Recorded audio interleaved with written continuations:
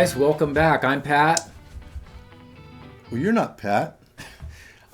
You're Joe Bonamassa. No, I thought I was Pat. No. People are writing in, they are saying... Welcome, everyone. This is Doug. So I'm Doug. And I'm Pat.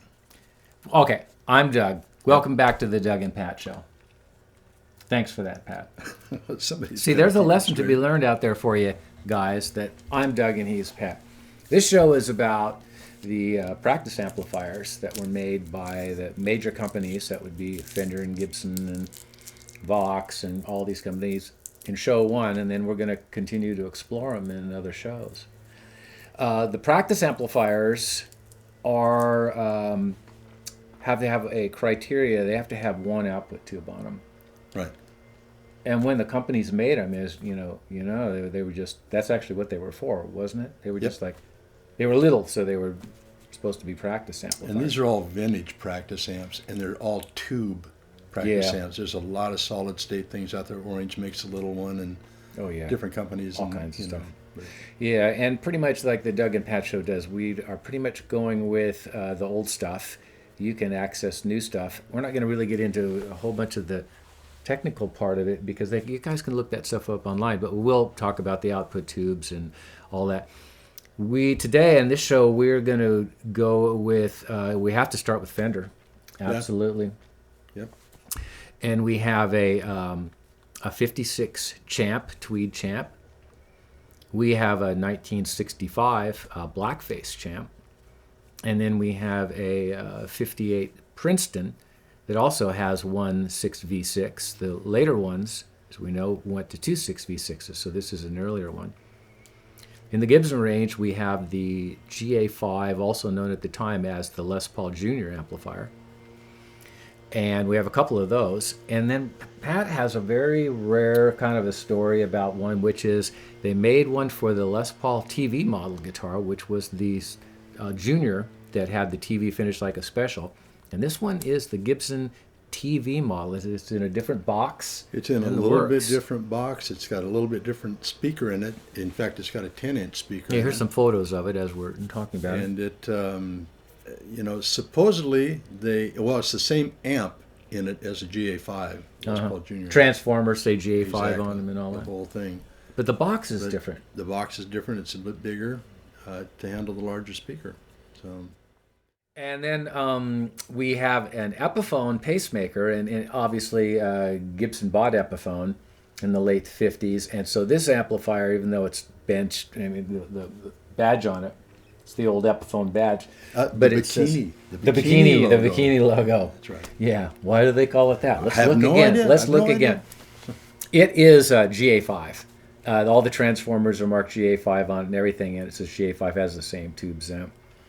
Cool Tolex on this amplifier. And it's a bit louder, I think, than the others, isn't it? This one's a little louder, as we'll get to. It's louder, it's gained up. So, and the GA5 that they made in 1959, which is the year of this Epiphone, was the same size box. So they got them a little bigger. The older amplifiers started pretty small, right? And they started getting them bigger. And by the time we got to the 60s, they were making it pretty large, as we'll see in the 1965 Blackface Champ. And then the last one we're going to do today is an English-made 1964 or 65, I don't know which one it is, but it's a Vox AC4. And it's really cool, too. It has tremolo. It has an ELAC speaker on it, which I believe is a German speaker. And it uses an EL84 output tube. The rest of these amplifiers use a 6V6, one 6V6 output tube. Good. Yeah, they all have tube rectifiers in them, and I think almost all of them have 8-inch speakers. The early GA5s have that little oval speaker that kind of looks like something that you see in a car radio. Exactly. Yeah. Exactly. I think the Vox looks cool. The grill cloth and the whole works is... Which brings me to a point, Patrick, which is one of the things about the amplifiers that I think we should tell the people out there, if you guys haven't explored what these amps are about. These are the least expensive models of the line for either for Fender or for Gibson or for Vox. And these amplifiers, when you look at them, look at the construction on them, They are made every bit as well as the more expensive models on up. Like this Champ, this Blackface Champ, made just as well as this 64 Princeton that you see in the picture here, as deluxes, as the rest of the amplifiers. All dovetailed and made high quality. Check this out. The Vox AC4 is on a tray that slides out, just like the AC30 and like the AC50, where the stuff slides out. It's just so there. It's such a different thing, made in a different time, that the quality it takes you to a different place in the past. Yeah. It's really amazing. You know, the company names, Gibson and Fender and all that remain the same over the years. Right. But I tell you what, the people have come and gone and the management have come and gone. I really think that these companies, even though the name remains the same, are almost different companies. Well, Like, okay, so like I've got that 43 LG2. right. Okay, here's a picture of the people that made the LG2 in 1943. They're women. They're all working because the men are in the army, right? Okay, so then this is a picture of a 56 Junior. The workforce that made this in the same place are different people. Yep. And now we have a different management thing, and we see Guy Hart coming in. Here's a 6355, and you know the 60 Sunburst. They're made by different people. Same with the Fender stuff. So it's actually, you see them change as the years go by, and the philosophies change. It's a point in time that's passed and we'll never probably see again. No. Our hope would be is that you guys would explore these little amplifiers just to see how high quality they are when you pick them up. These amplifiers are probably on an average 60 years old. Oh yeah. And yet, if there's nothing's really gone wrong with them, and if they ever are messed up in some way, you can fix them easily. You just can't find that anymore. No. Here's another point. I think a guy made a comment about in our road trip show about us taking one of our old cars, Oh yeah. which we don't have any old cars anymore. But these aren't like old cars. You sold your. I thought you had a Model T that you bought new. Yeah, I have that. I don't consider that old. Oh. But I wouldn't drive. 1923. I wouldn't drive that Model T to California. I wouldn't do her. But I would play one of these amplifiers and or I would play any of these old guitars that we have and do. We play those things. These guys are actually like alive and well. You can play on them. Yeah. They're just really, really good. There's something about them, Pat. They've stood the test of time. I mean, And they look cool. 60 years old. And, you know, these are the amps that those guys were practicing with in their bedrooms, your Buddy Hollies and your, you know, Burtons and all these other guys that are guitar players, famous guys from the 50s. And this is what they were using. And all those guys. Yeah. You know the Clapton had an AC4. Sure. It might even have been that one. Yeah, could have been. He probably recorded all the Cream stuff on an AC4 in the studio. Might have been that I one. just don't know. Could have been. Yeah. Could have been. So, before we go on and start playing some of these amps, I noticed you don't have your pipe. No. What's going on? It looks like a sort of a Clint Eastwood thing you got going on there. Yeah, this is a Swisher Sweet. Can you say that 3 times real fast? No. I wouldn't want to say it one time. They're a small cigar. Yeah. They're pretty nice and they taste good. So, you know, that's where it's at. Yeah. So. Do they bug people when you smoke it They around them? do. They Yeah. do. And especially if you're in the car smoking. Yeah. It really makes them upset. You roll the windows up and then you put a lock so they can't roll them down. Kids love that, you know. Yeah. That's abusive. My granddaughter and all her friends really like the smell of them. That's horrible. Yeah. That's horrible. So, Well, let's hear some amplifiers. We're going to start with the Fenders, and we'll play through some the Champ and the Princeton and move on from there. okay. If you guys have been hearing what it sounds like somebody using a chainsaw in the background, is because one of our neighbors is using a chainsaw. Oh. But if you think that sounds like a chainsaw, wait till you hear some of these little amplifiers. All right. All right. Let's do it. Let's do it. All right.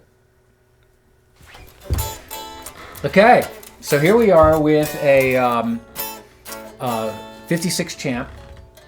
And this one has the, the 5F1 circuit. So here's some pictures of the top. It just has a volume control on it. and it has a 8-inch speaker in it. Yep. It's really, really cool looking. It's really well made. This Tweed's put on really well. Everything is, the hardware is just so great. Of course, I don't have to really give much of an endorsement for Tweed Fender amplifiers. They really are the benchmark of coolness in the world for great tone. Leather handle. It's just great. They're great, and like you say, the quality-wise, solid. You know, cabinets are made well, dovetailed. They're, you know, covered. Just like the big ones, just like the expensive ones at the time, and grill cloth is the same. Yeah. So we're going to run a couple guitars through it. Pat's got a Strat here. This is just a regular new American Strat that I'm kind of get an idea what it might sound like. Pat's going to play some chords. Put it up about halfway.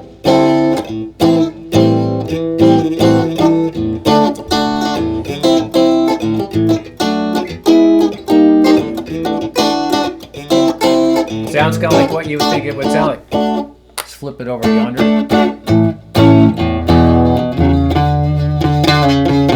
Yeah. So imagine it's 1956 and you just bought your Mary Kay Stratocaster, and that's what you would take it home and you would be rocking out. Has anything really been done to this amplifier? You've had this this Pat's amp. You've had this for a long time. Well, let's see. I've had it in, and I didn't get it new. No. I didn't. No. I didn't. But I got it about 1971, maybe. Mm-hmm. Has anything been changed out Not in a it? thing. No. Speaker in it? No. Cool. Cool. Let's plug the 335 into it and grind it a little bit. Okay. Okay. This is a Gibson Custom Shop 96 335 with a Seymour Duncan Antiquity in the bridge position.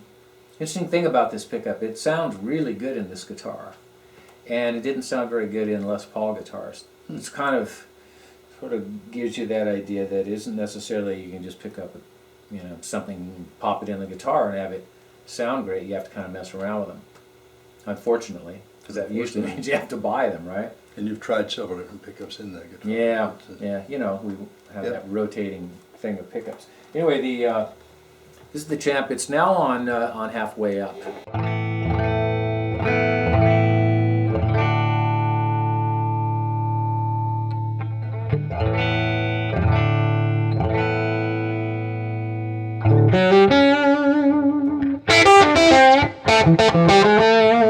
It's getting buzzy in there, isn't it?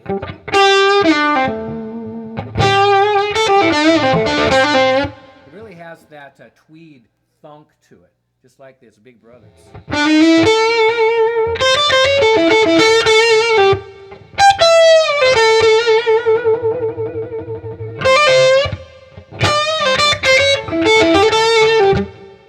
Take the guitar up a little bit more.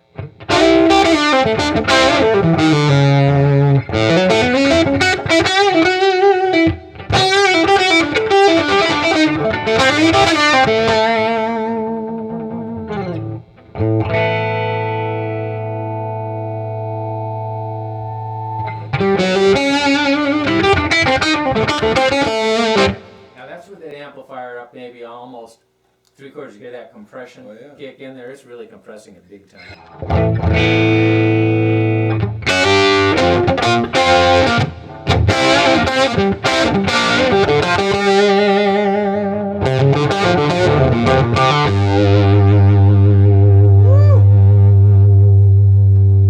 Back the guitar off.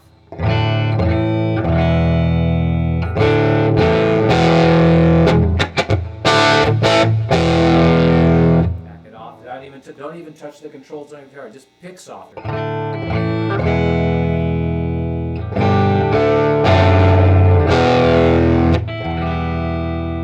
They sort of respond to dynamics level.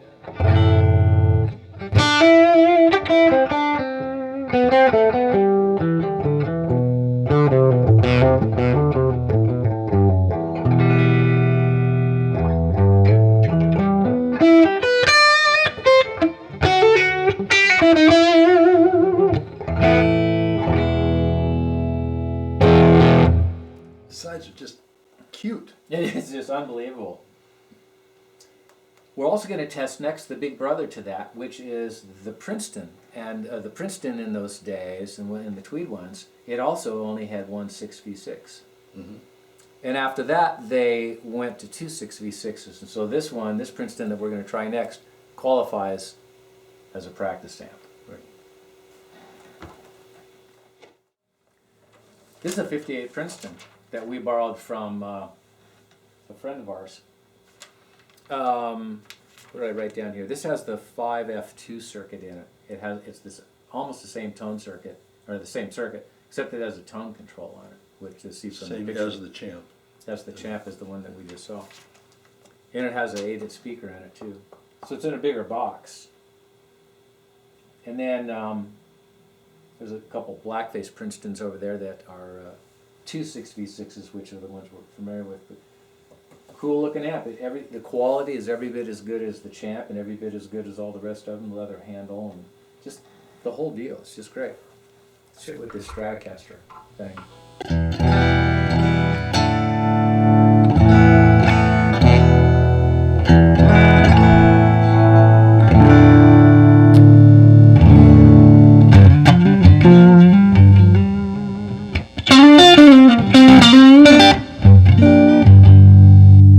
Middle in between, a little quieter.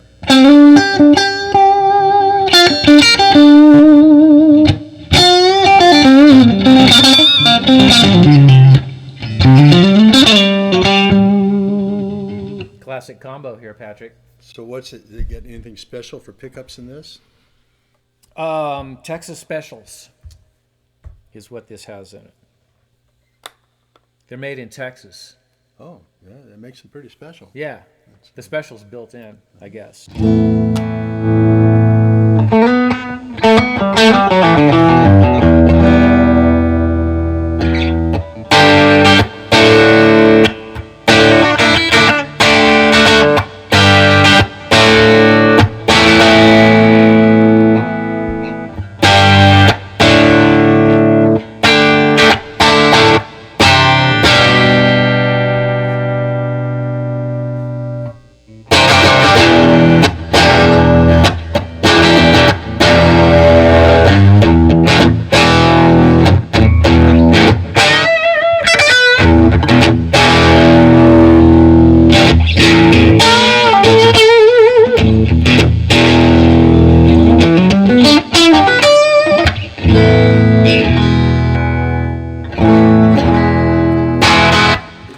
That's pretty cool. Big sound. Let's do it with the 335.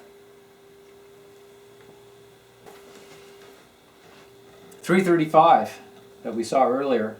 Amplifier is still on halfway up.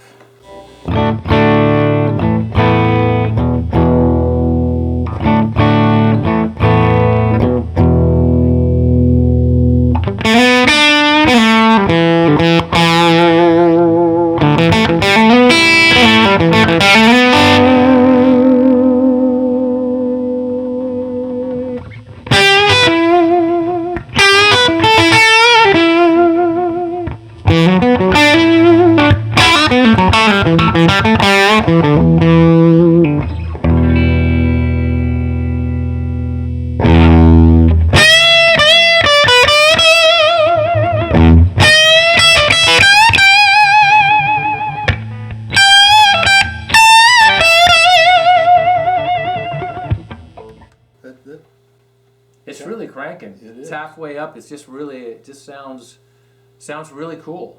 A little bit larger cabinet. Yeah, gives it a yeah. little bit more. And it's an open back cabinet, Yeah. so everything makes a difference. Let's grind it a little bit.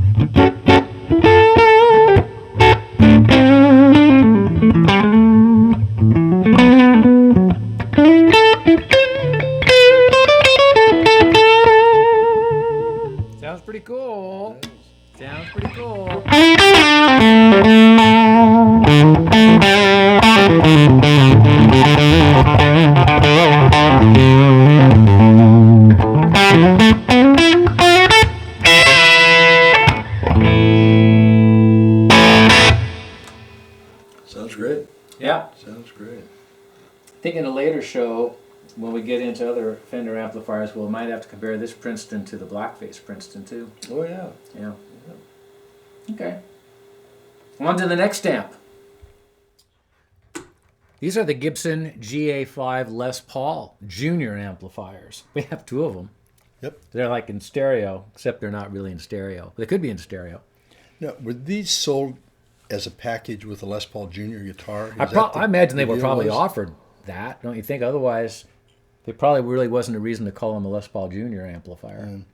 Came out in '54, the same year as the Les Paul Jr. did. We're going to play it with the Strat, and then guess what we're going to play it with? Do you have a Junior? Let's play it with a Junior. Okay. They came together. Yeah. I didn't want them to. That's this one. This one's a little cleaner than this one. Different tubes in it. I mean, the tube types. These have the original tubes in them, and these have some different tubes in them.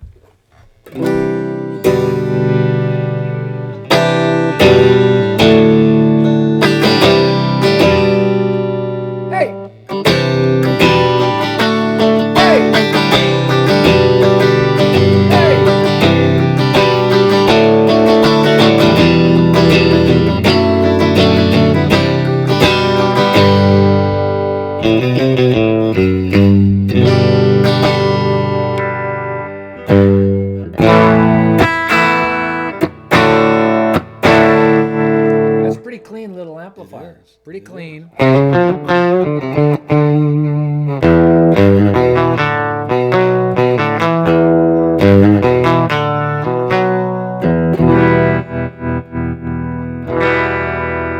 It just has a volume control on it, and it's all the way up on this particular one. Let's plug it into this one.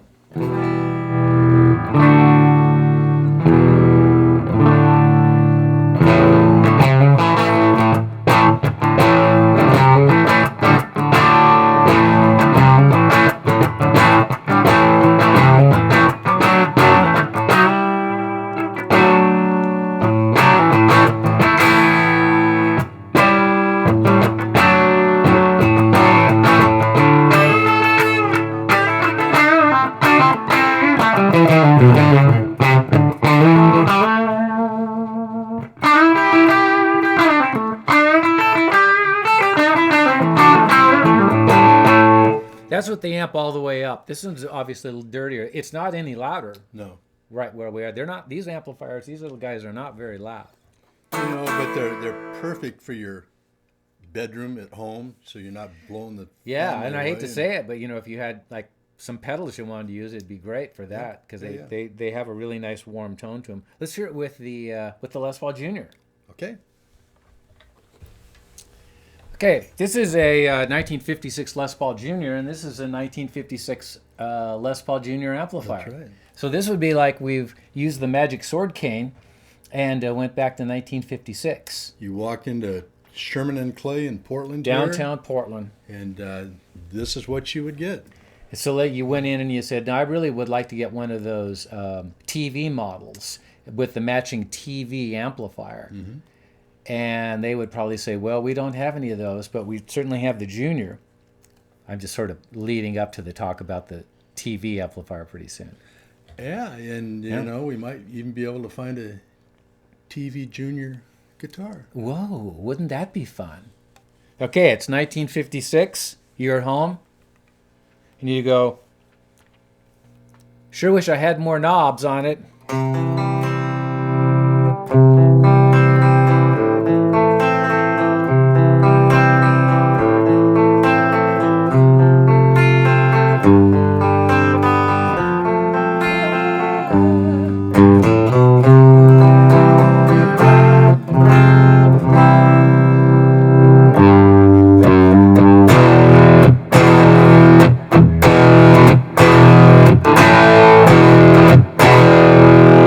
That's where you go, that sounds like a sound I might be able to use someday.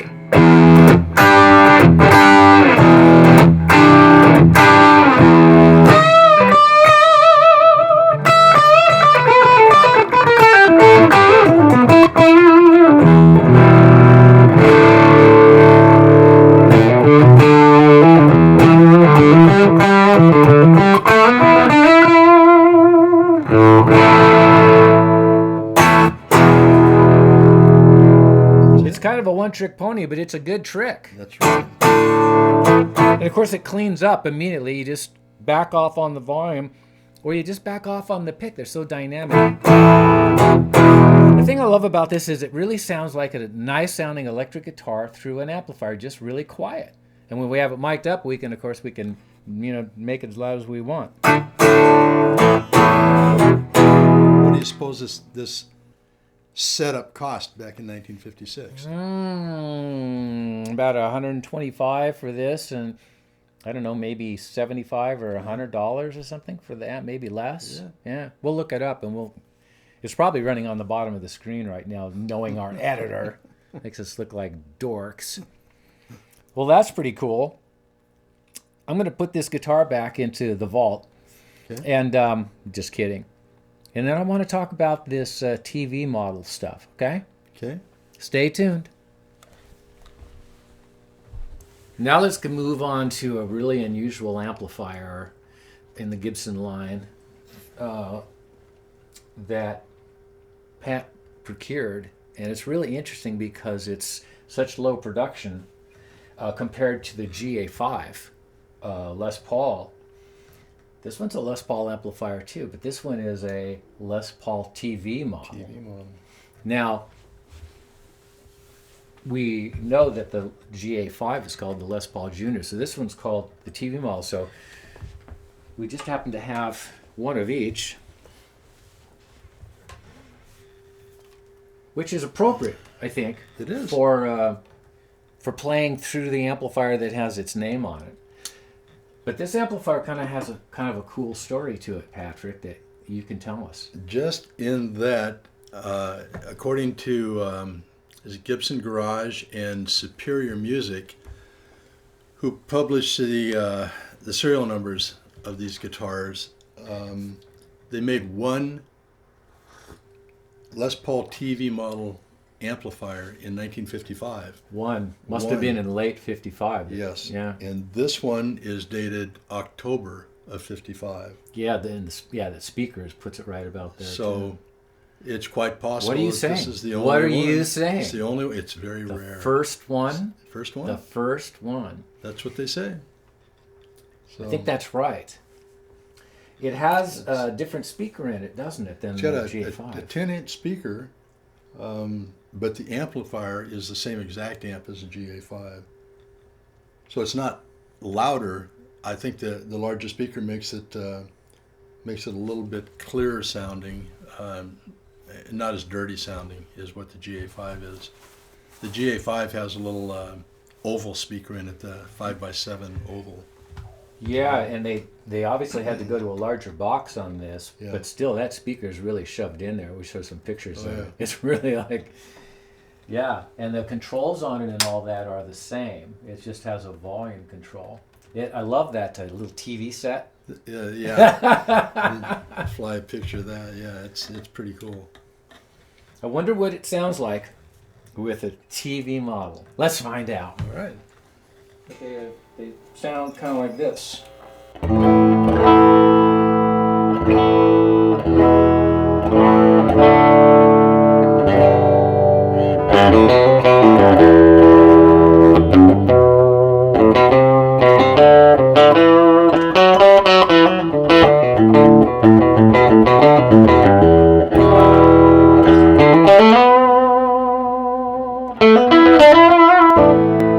Sure cool looking. Very clean.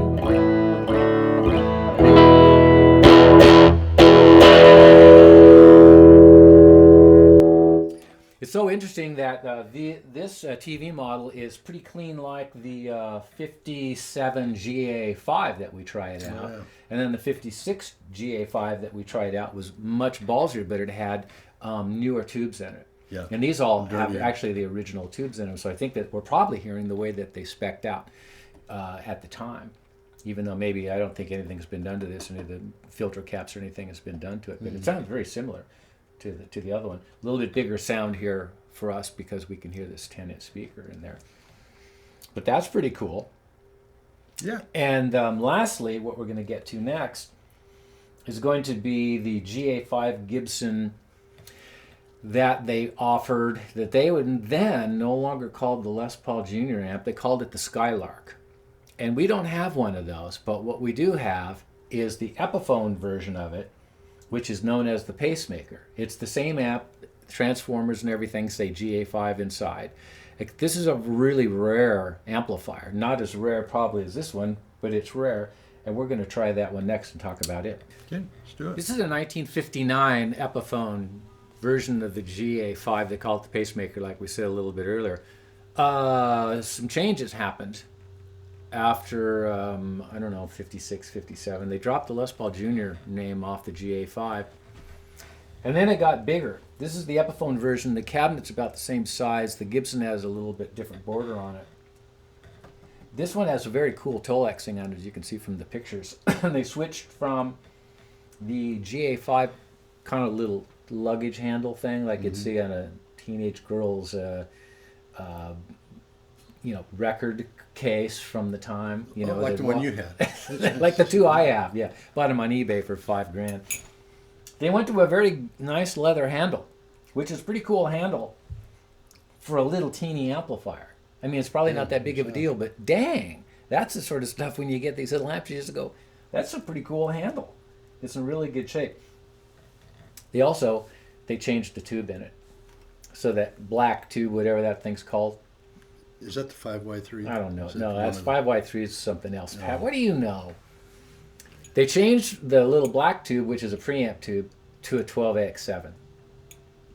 So a 12AX7 is substitutable for a variety of smaller tubes, 12AY, 12A, whatever, AU. That changes the gain a lot, I think.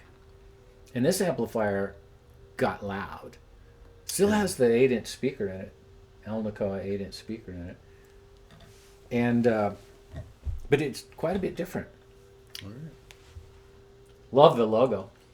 That bikini logo. Is that what you call it? Well, jockstrap logo. Yeah. Thong logo. No, I don't see that as being a jockstrap logo.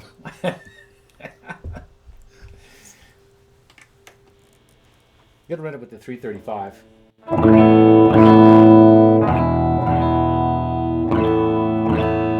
Sounds big. I'm running the amplifier at halfway now. We've been running the GA5s all the way up. This amplifier is on halfway up. So it gets loud real fast.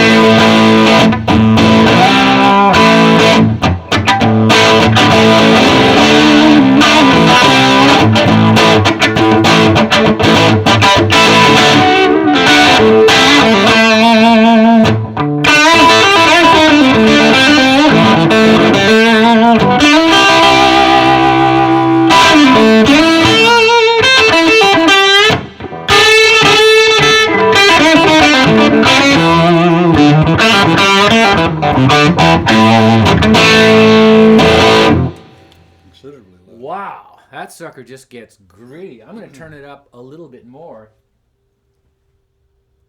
It's louder than those other amplifiers. It's still a super recordable little amplifier. This is up even a little bit more. I bet it's going to go into compression quite a bit.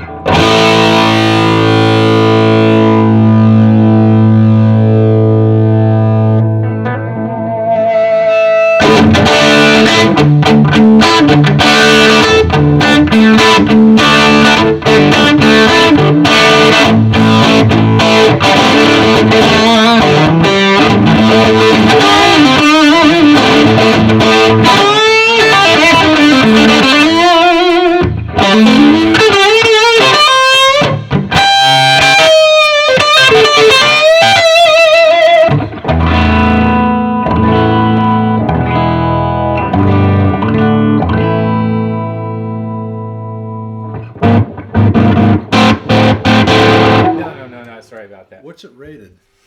It still has the 6V6 in it, so it's probably still rated at 4 or 5 watts. I think that's Wow. what they're coming in at. Isn't that wild? Wow. That's a little Alnico 8-inch speaker, which is supposed to be a kind of an inefficient speaker. It's loud. All these amplifiers have these Alnicos in them until we get into the 60s amplifiers, which are next. So yeah, that's a pretty cool thing, and this is going to be the same as the GA5 Skylark, which I flashed the pictures of. All right. Great recording amp. Yeah, Great super. recording amp. Let's go to the 60s now, and we're going to take a look at the Blackface Champ, and then we're going to take a look at Vox's small practice amp known as the AC4. As we swing into the 60s, and that's what they used to call it with the swing 60s. The swing 60s, yeah. that's right. So when you were graduating from college,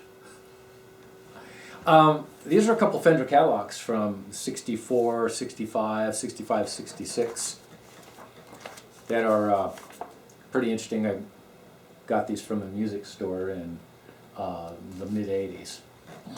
And they have some of these transitional amps that I'm showing on the screen right now. You can see that the Champ, they made the Champ that was the Tweed Champ. It remained basically the same amplifier, including when they changed from the Tweed to the Black Tolex. So that was pretty interesting. Then in 64, they changed to the new look. It still had a tube rectifier in it, 12X7 in it, 8-inch speaker in it, and the Princeton went to 2 6V6s and a 10-inch speaker, the new look. And so we are going to play the Blackface Champ. This one is a January of 1965 Blackface. What's interesting is that we know that the earlier one said Fender Electric instruments there. This says Fender Musical. The sticker on the back, which you can see on the screen right now, does say Fender Electric. I don't know what that is. It's just, there's all those little things. It's still considered pre-CBS too. Yeah, I think so. Even though the design of them stayed this way for a couple of years, I think 66, maybe even early 67, before the silver face guys. Looks pretty cool. This is, with that vibrato, they made the Vibro Champ also, starting this year. So anyway, this is now a different series of amps.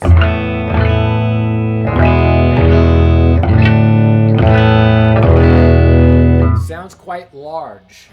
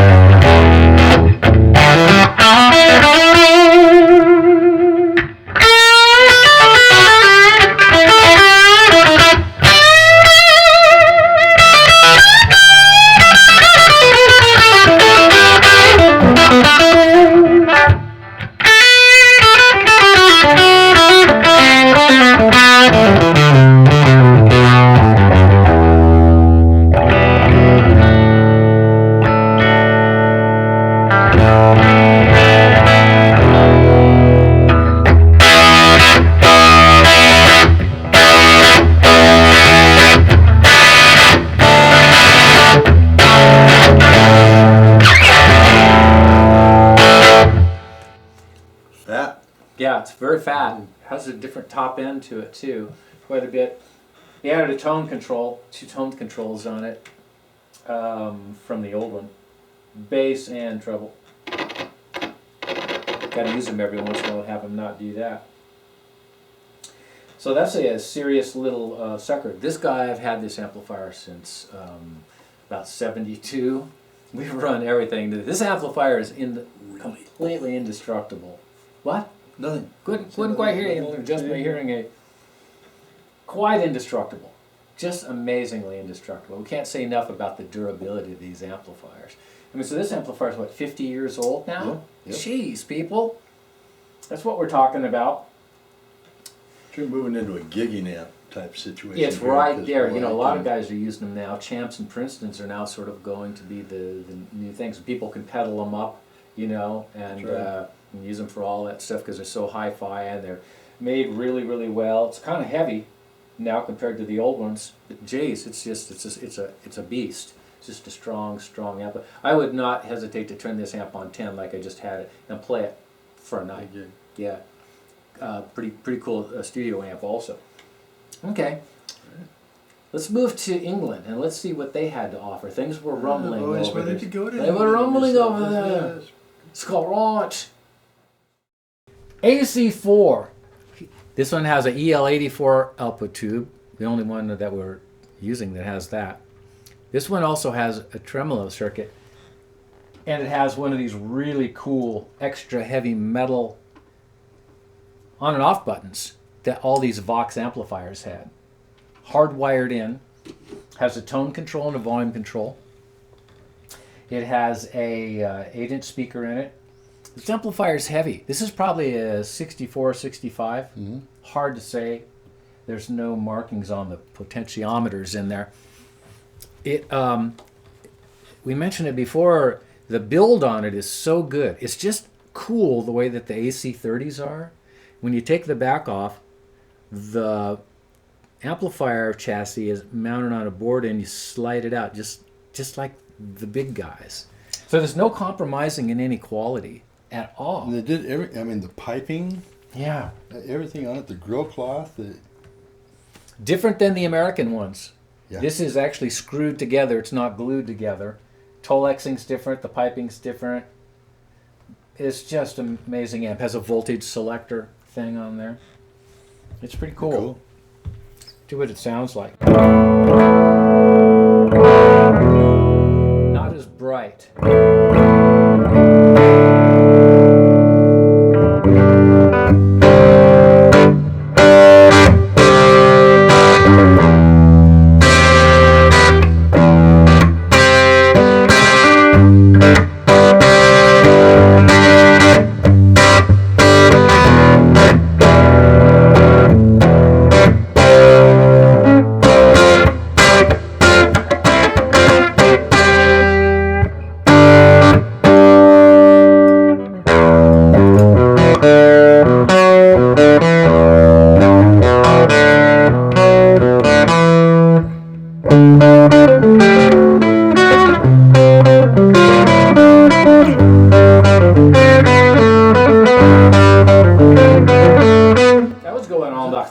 Beach Boys? No, it's Beatles there.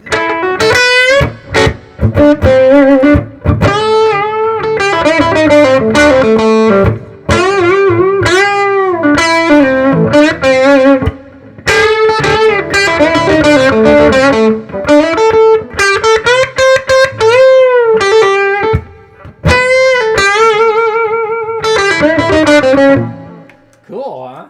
Yeah, breaks cool. up pretty nice. It's nowhere near as loud as some of the amplifiers, but it's got a tight sort of a sound to it from where we're sitting. It's one of what sounds like up high.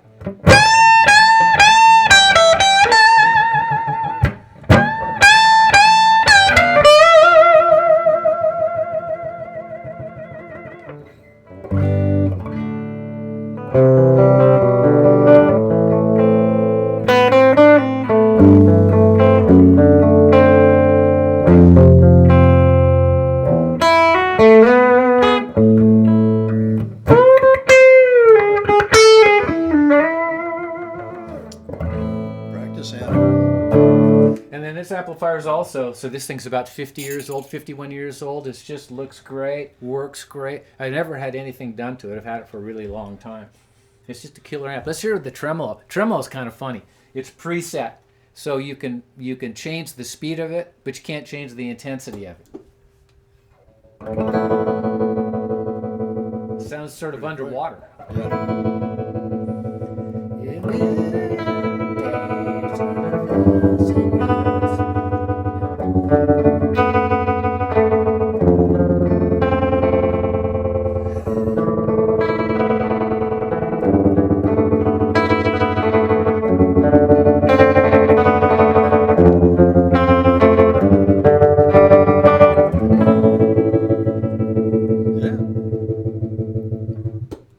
fun? It is.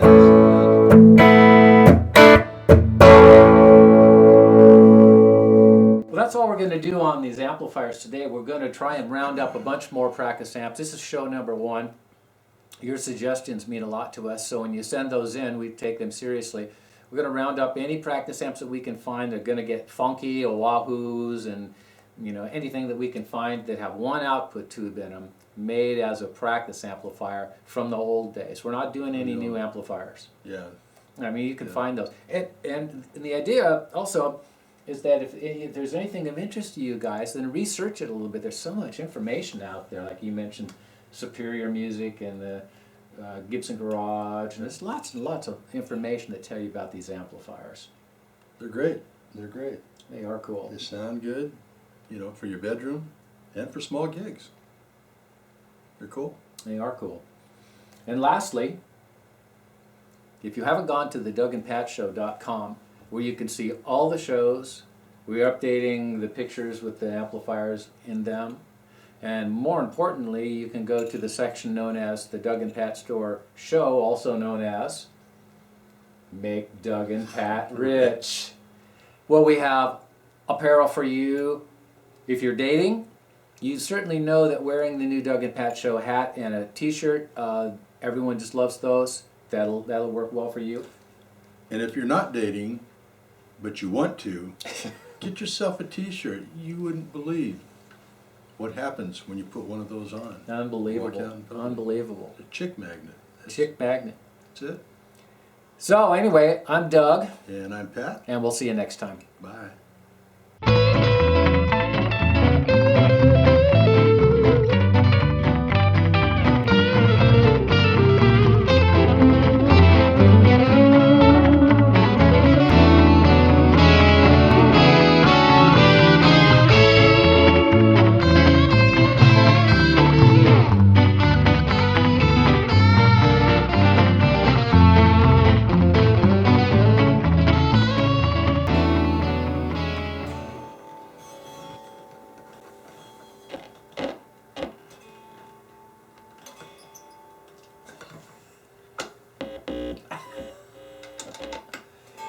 If we could find a TV model guitar that works, that would really...